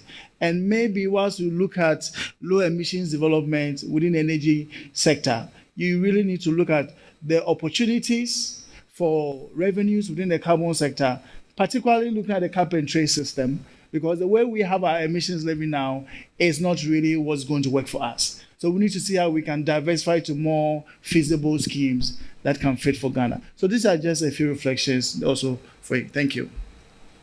Okay, thank you very much. I'm called Samuel Azuri. What I wanted, or what Sorry, from Green Dialogue Africa. Yeah, if you look at the new emerging trend according to World Economic Forum, one of the key critical areas that they emphasize on is about environmental stewardship. You realize that most of the organizations are interested in environmental stewardship, where you need to integrate the ESG. I was expecting to see that of ESG, environmental, social, and governance, because the kind of leaders that we elect also expose us to the kind of deals that we go out there as a government. So I believe that if we are having a dialogue or a conference like this, the kind of leaders we elect to lead us at the highest level must be exposed to the issues of climate change, the likes of smart cities, smart contracts, and then things that are very important for them to represent us at the highest level. If we also look at the next step forward is about the mistrust in terms of the global upheaval of political disturbances across the globe. That has also become a very key important issue when it comes to issues that affects our governance structure in relation to energy policy direction. Thank you. Okay, any other? Ghana Integrated? You want to make an input? Okay, let Madam finish. My name is Francisca Kusiapia, also from the Center for Climate Change Law and Policy, UPSA Law. Just a follow-up on what the gentleman raised about the carbon emissions. I'm very much interested in that. And I must say, wonderful presentation, in-depth analysis and research. But I would also like your intake on the decarbonization, because we are talking about energy transition. So we are looking at decarbonization. So what's your take on the carbon markets and regulatory framework currently set up, okay, by the EPA? And then I would also like your inputs in terms of the energy efficiency. there's a new energy efficiency standards and labeling regulations. So what's your take on that in terms of the industrialization? And lastly, we are talking about economic development and industrialization. So I would have loved to see some sort of your analysis on local content, how far that has actually brought us to in terms of industrialization. Thank you. Thank you very much. And I agree with some of the points that was made by my friend here on the pro-poor opportunities. I think that in the transition framework, most of the pro-poor strategies look at how we can minimize the consumption of biomass and accelerate the adoption of clean cooking technologies. And I think that is that dimension that I think is targeted at pro-poor or the low-income population, particularly because in the most of the rural communities in Ghana, they largely rely on wood fuel. And wood fuel, the extent to which they almost, or let's say always rely on this, also contributes to the deforestation issues that we have, converting wood fuel into charcoal and all of that.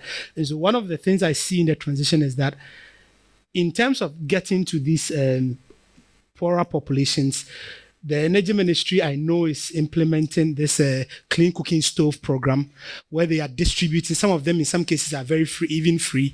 Some they are ultimately free. Okay, I know that they've and some of these technologies are domestically produced. I know a few of the green businesses that are producing the cook stoves, and they target specific communities where there's a high consumption and demand for these wood fuels, and they distribute it to them. So, and if you look at the clean energy strategy, and you see that in terms of improving energy efficiency, it's highly highlighted as one of the things that we want to achieve by 2030. And so that is what we emphasize, that as part of the transition, clean cooking stove, even before we get gas to them, the existing effort that we highlight in here is a clean cooking stove solution. It may not be on a very accelerated pace that we want to see, but over time, it is our strategy that most of the communities will get to use most of these clean cooking stoves. And in our recent engagement with green business, we see that there are even much more innovations coming in these stoves in terms of the amount of heat they can generate and contain, so that the amount of even charcoal that they use, it's even minimized. Again, there's also this switch into producing charcoal briquettes.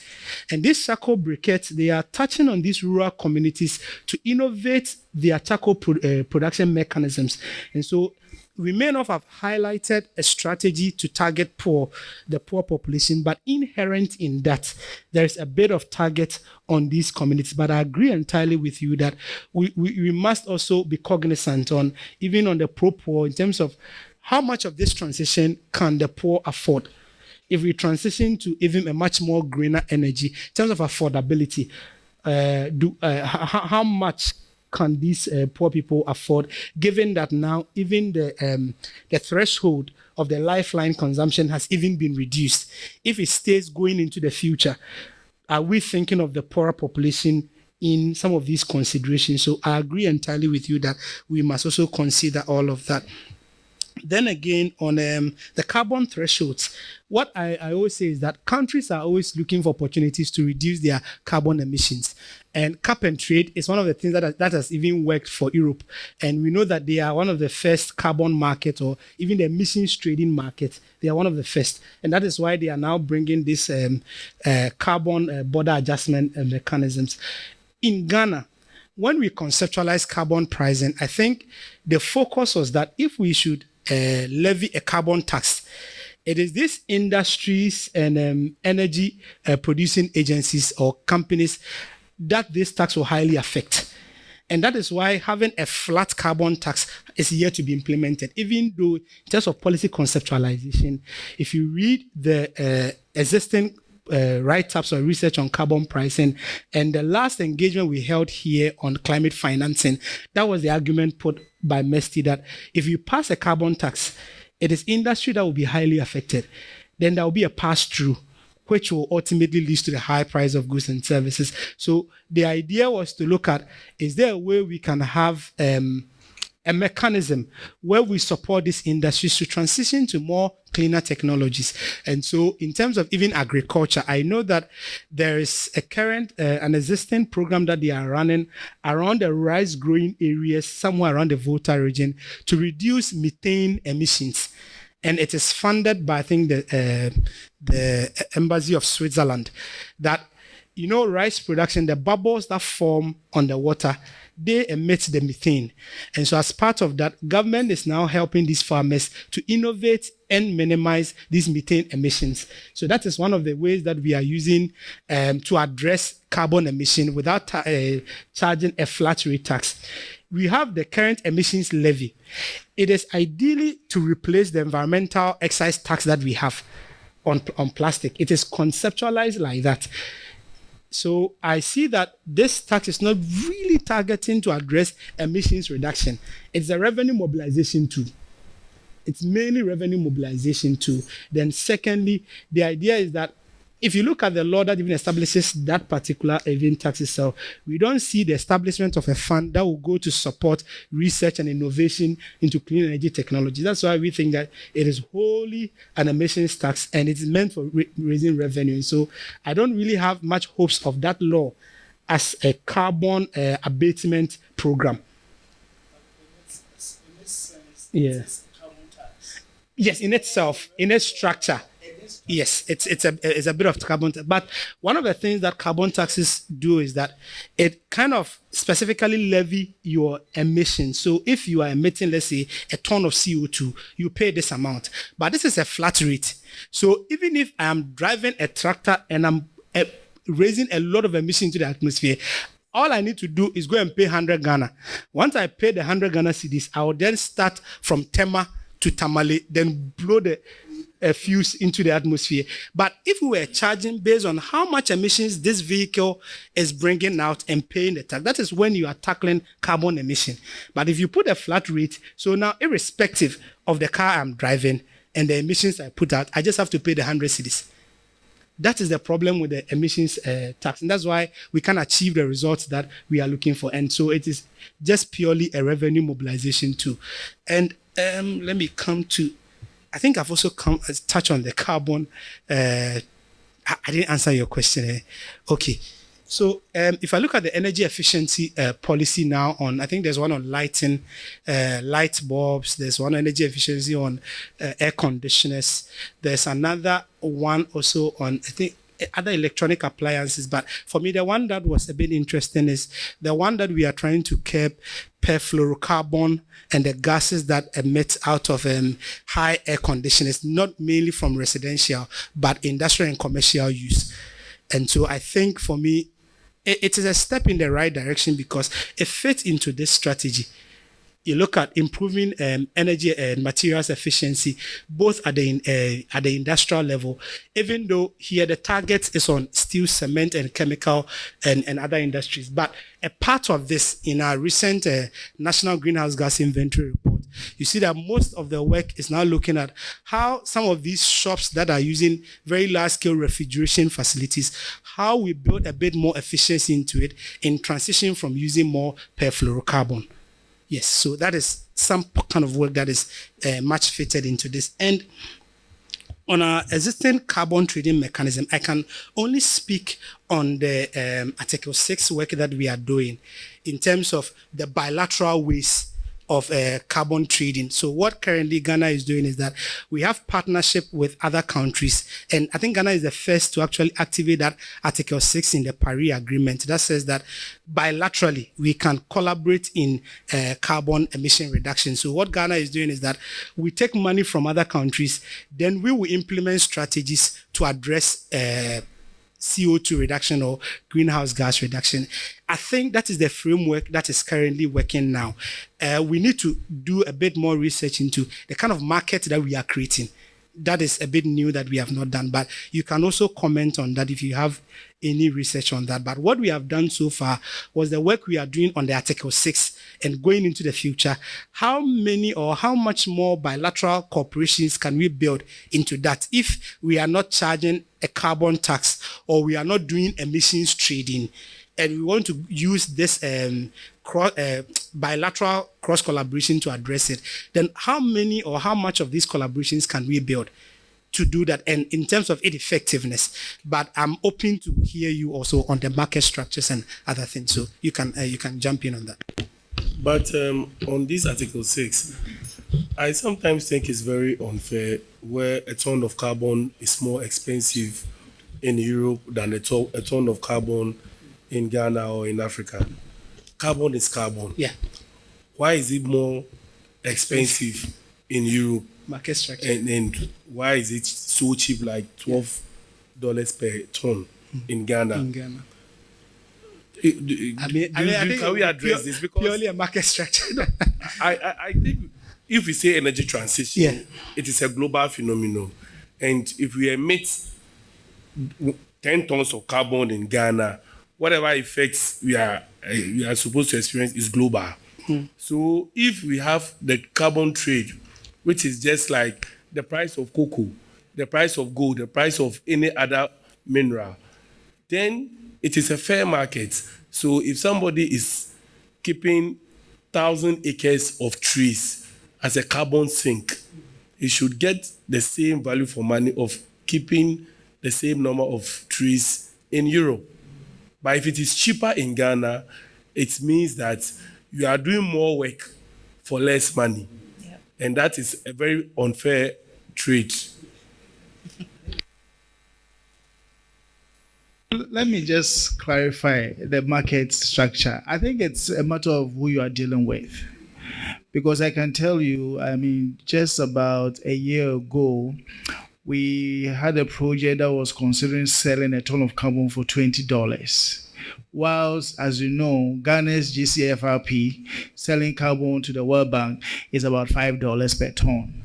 So it all depends on who you are dealing with, and it varies. And you also have to be very strategic in identifying who you want to trade your carbon with. Otherwise, you might see this kind of, I'll say, unfair rates depending on what's out there and who you get to talk to. So I've seen that some markets can be good.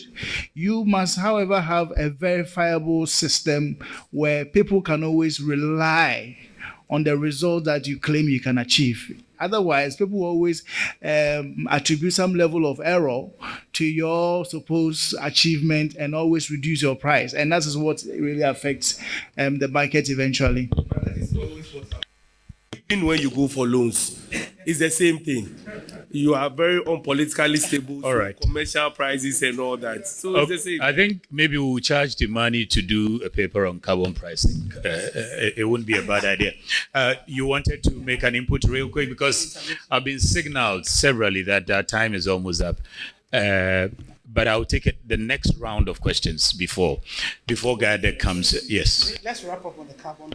Okay. No, I just wanted to point out that now EPA, through their carbon market office, is trying to develop a mechanism where they'll be able to calculate the emissions. But the issue is not to also affect our food security, because people will then move on to trading the trees and plants for other things instead of food. Yeah. All right. Gadek?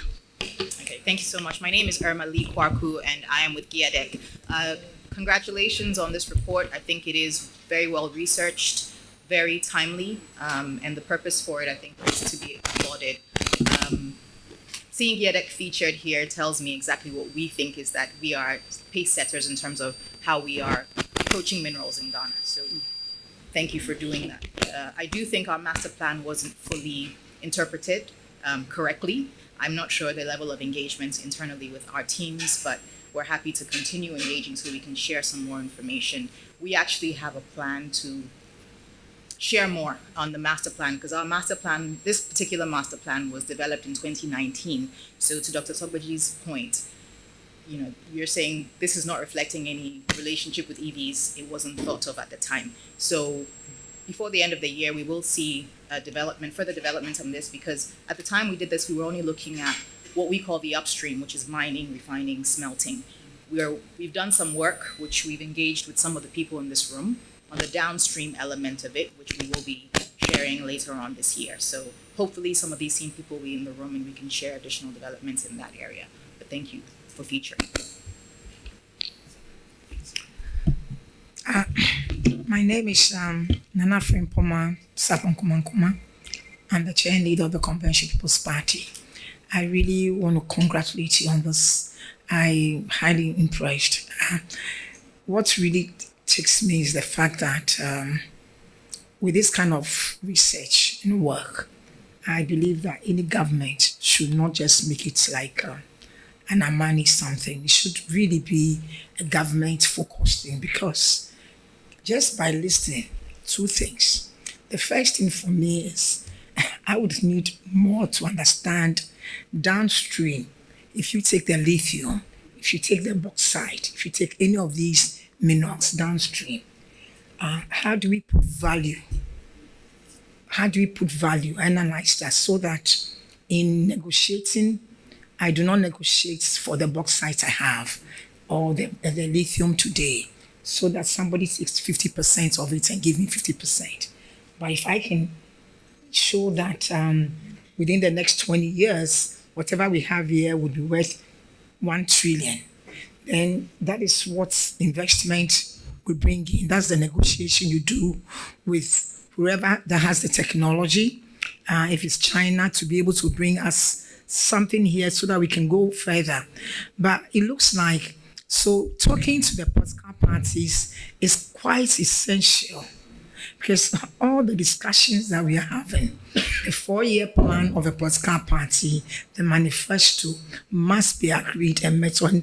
And it's like you just said, the manifesto, it's in relations to how much money is given out there for the things that they must do, because otherwise they'll be held responsible. I think your work is very important, and so are the people here. And I really believe that there must be more engagement. And I wouldn't say force the system, but it shouldn't be the decision of the political party to decide that I'm going to give out the lithium at this level. No.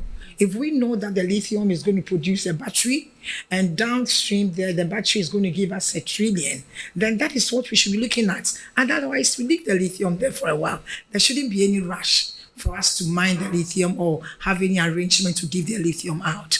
Because in any business analysis, when people even value their company, they value it based on several other factors, including what the company is going to produce down the line 5 times what has been done. So I don't think we are being fair to ourselves. And I've always been worried about the carbon thing. You know why? Because all this discussion of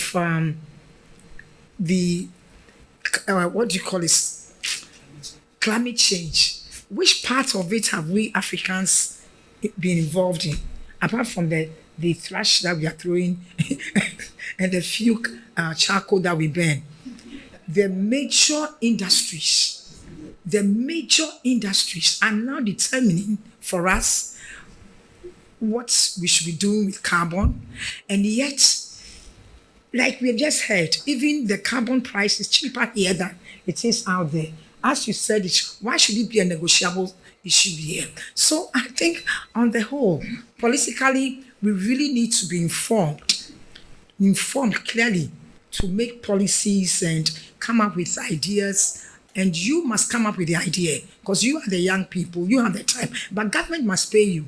I think this research thing should be a government-funded project, not a donor-funded project. That's what I really think, so that we really can understand where, because 60% of us are in the villages. Yeah. What kind of carbon is a person producing to really affect a nation? But go to the US, go anywhere, look at the skyscrapers, look at the giving the manufacturing of planes and everything. So they mess up, and we now have to still be paying for the mess, because whether we like it or not, we are all in the soup together. Yeah. So I think the negotiation, you need good political party. Like I said, I'm the Convention People's Party, and we believe, we even came up with the nuclear energy earlier, before 1960. When was the coup? Oh, cool. The coup that overthrew us. Now, until 1966, when the reactor and the atomic energy was all taken out. So clearly, CPP has the vision, and we have that kind of policies that really look at the long term. And it's not about politics here. I'm just talking about the facts on the ground. The policies that look at the long term effect. Yeah. Because what I see here, I see a situation where I'll leave the lithium. Unless the youth can tell me that 1 million, whatever I'm going to get with the battery, downstream, everything, and then I'll negotiate on that level. Let's negotiate from that level. If we can't negotiate for you to bring the plant here, then let's not do it. Yeah. I'll leave the bauxite. If we can't negotiate to be able to get the aluminium plant so that we can do the solar, we'll leave the bauxite there. There's no point. Thank you. And rather focus on technology, because technology for the youth, for me now, the ideas of technology, the idea of having a platform that takes about, will pay you 100 times more than selling that lithium. Yeah. So I'd rather put the energy on the youth to be able to come out with the TikToks and give me those names. The TikTok, the Instagrams, the Facebooks, which are more of anything else. Thank you very much. Thank you. I appreciate it. I mean, that's to say that you've done a very good job. Great. CPP is lucky. There's no, is there any other political party around? No, there's no political party. So, they've had to drum home a lot of points, but it is important. And as she said, and all of us have agreed, it's about time that we make some of these interventions well known and ensure that the political actors take into consideration some of the things that the professionals, the practitioners, the technocrats, the experts are engaging on. Very key. I take two additional added to CPP, and then we can summarize. Yes, sir. Good afternoon. So my name is Asunaba. I actually work with Radio Wind Bay in Winneba. And so very insightful message. But actually come with two folds of question. The first one was actually on lithium extraction, and then I was considering the community itself. A community like Winneba, when the idea of extraction of this lithium came, the community itself have a forest reserve, which it is seen that is where the lithium is. And then the moment the idea came that they need to do the extraction, there were hitches all over. Now, when I had the opportunity to listen so well, I realized the direction it is going. But the question is, how best has this information gotten down to the mere person, getting in-depth knowledge about what is happening? And so the idea that young ones who unemployment has become the order of the day, which all of us can attest to it, will get knowledge that now lithium is being extracted, these and these will constitute this, and at the end of it all, we'll see the benefits we're going to reap. We consider communities like Obuase, communities like Tanoso, Chufo, and a whole lot where a lot of minerals are built there, and we see how the community is deteriorating. We understand. So my question is, how best would this system equally help the young ones who are in the community? That was overlooked. And I think that we only said a way at which human resource, we just brushed off that we didn't really get the entire framework. Good. That's my question. Any other? Take additional one. Yes, sir. I'm Chief Osman Moro Fukuyama, Women and Youth Development Association. My question goes to IMANI. We've just heard of the CPP representative here. I want to know, since it is a stakeholder meeting, have you invited all the political parties or the major parties here? Because we only heard about the CPP. That's my question. Because all this thing that we are doing, if really your presentation will go well, these are the key people who political actors. From here, they move out, go and work before even you can meet them. Okay. IMANI. Thank you very much. They are very, very useful points that have been raised. And just 3 reactions to that. I see that the reason why, and the comment that you make about if we know what is there, then we can negotiate well. So that is the problem. Most times we don't actually know what is there. For example, we don't invest in geological survey. And so we don't actually know how much is there. We may know we have that resource, but we don't know how much or the commercial volume that is there. And so you can't plan and say that these are the opportunities ahead of me. Someone must then invest in exploration. So people are actually paying money to explore. When they explore, sometimes they can just meet sand and water, and they may not get anything. And that is investment cost. And so because as a country, we are not proactive in investing in exploration as well as in, let me say, geological exploration. So typically some of these minerals that we are seeing, people have to come and invest and identify that this is how much that is there and this is how much as far as you can negotiate. Because you can't finance the capital cost. Someone will have to do it, and you may now have to now trade on such. And that's why we are not able to do that long-term forecasting.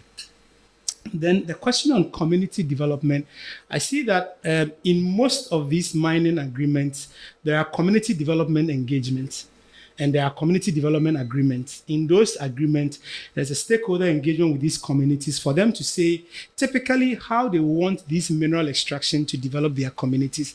The mining companies, I think, typically invest about 1% of their revenues into community development.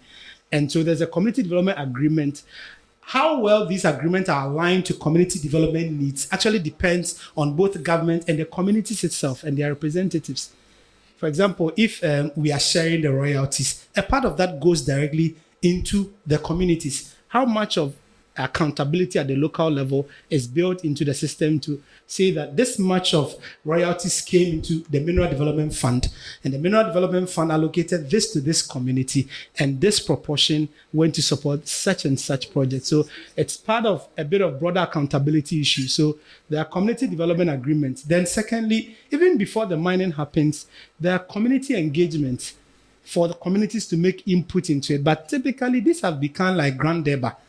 That's the problem. They become like Deba, where we are talking about the mineral, not real community engagement where you are holding these mining companies accountable. And so that would be one of the issues. Then the second thing is that we invited all the parties, and we hope that even if some of them were not here, we will do direct presentations to these parties. We've already done that for the NPP, and we are going to do that for the other parties. When the manifesto committees on energies are constituted, then we write to make these presentations to them. So we are doing this cross engagement to ensure that what comes out in our manifestos and largely in our development policies reflects the key needs that we must address. All that we are trying to do is that there's a problem, and the solutions that we are applying must be critically directed to addressing those issues. Apart from that, we will be circling around the problem, and by 2030, I hope that all of us will be alive. We will be here to discuss similar things. And so we must strengthen the advocacy wherever we are to support all that we are doing. So thank you very much. And we are very glad that you are able to join us. So Sami, over. All right. Thank you very much, Dennis. I've heard quite a number of us asking if we can have access to the presentation. I'm sure you can work something out, right? So Ministry of Energy wanted, a few others wanted as well. If you... It would be on your website. And then I'm sure that we also wrote down our names and email addresses and things like that. So that will be sent to you as well. So lunch will be served after. That is after major remarks, closing remarks coming from Senior Research Associate with IMANI. And after that, there will be refreshment and networking. So some of the subjects that you haven't been able to exhaust with Dennis, we can have that private one-on-one conversation after that, any input. And I'm sure that he would note them duly and let them reflect appropriately where they ought to reflect. Let's put our hands together and welcome the Senior Research Associate, IMANI, Mr. Amprofi Ajaman. Amprofi. Mm-hmm. Good Good afternoon. So not to waste too much of your time, these are just remarks coming from the president of IMANI, Mr. Franklin Kujo. He thanks you for coming, for your time. We really appreciate your contributions as well. I think for me, the takeaway is that we still have structurally a problem where some of these wonderful technical papers or research results do not really feed into our manifestos. Dennis and I, and including our president, have been engaging with the political parties as well. We haven't been to CPP yet. We are waiting for some invitation. And I think going forward, the strategy should be also to input Dennis, some key persons from the political parties. Otherwise, this is going to be just, like oil settling on water, and it doesn't really do much. Okay, so that's for me the key point. We're going to keep improving our engagement and advocacy on these issues. So thank you very much. A round of applause to Dennis and for our moderator as well for the wonderful presentation. Thank you very much. Okay, thank you. So we have it from IMANI. Thank you very much for coming, and we appreciate your time.